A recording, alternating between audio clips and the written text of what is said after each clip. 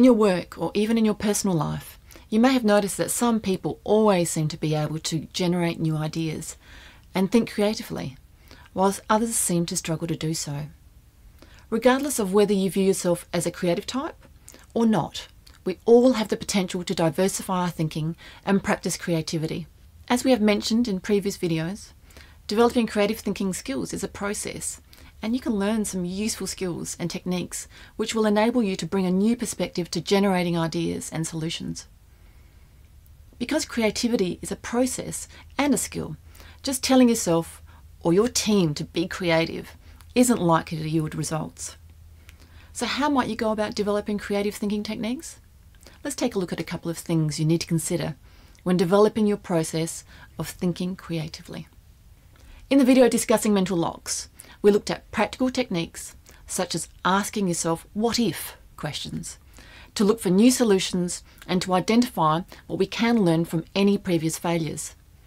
Another practical technique suggested was to actively explore new areas that might seem unrelated to your current problem and look for connections and new points of view.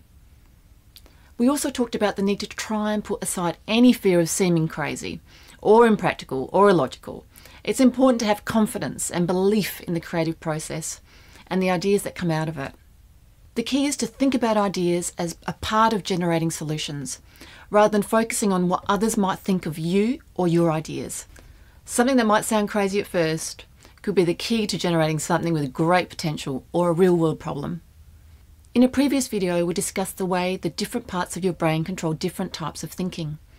The left hemisphere of your brain is where information is processed in a linear, methodical way, and the right part is responsible for synthesizing information and our imagination.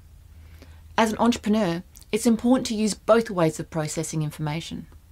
So if you find that you struggle to engage your imagination, another technique we can use to unlock our creativity is to give the left side of your brain something to do. For example, engaging the right side of your body in physical movement, like doodling or small movements with something like a piece of blue tack or a small ball. We've looked at some of the mental and physical techniques you can use to unlock your creativity. Let's look at some of the tools you can add to your creative process, especially if you work with a team.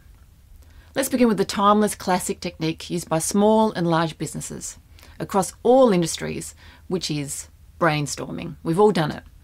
The key to brainstorming is to take note of every idea that comes from each group or team member and to focus on generating as many different ideas as possible.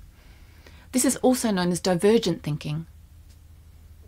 You might approach this by asking yourself, what if, and sharing the resulting thought, or by building on someone else's suggestion by thinking yes and sharing the next step that comes to mind. It's important to stay positive, assuming all things are possible.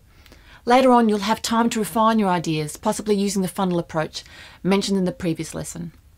Dr. Fiona Kerr will further elaborate on mind mapping, where new ideas are placed around a central idea and broken down to smaller components, and how it is used in the business world later in this lesson.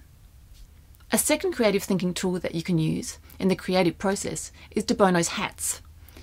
Developed by Edward de Bono in the early 80s, this technique is still popular and used by businesses all over the world. The idea is to purposefully take a different view to what might be your natural instinct, and to consider the different factors or elements that are involved in creative and critical thinking. In this process, each person in the team is given a metaphorical hat that represents the different perspective or direction they should speak from. There are many resources available to help you implement de Bono's hats, but let's have a quick look at what each hat represents. The white hat represents facts, the red hat considers emotions, the black hat refers to judgment and caution, and the yellow hat represents logic. The green hat reminds us to consider creative ideas and insights, whilst the blue hat, especially in a team, is responsible for control and order. Now, this is an ideal technique for a team. However, it is also useful for anyone who's working by themselves too.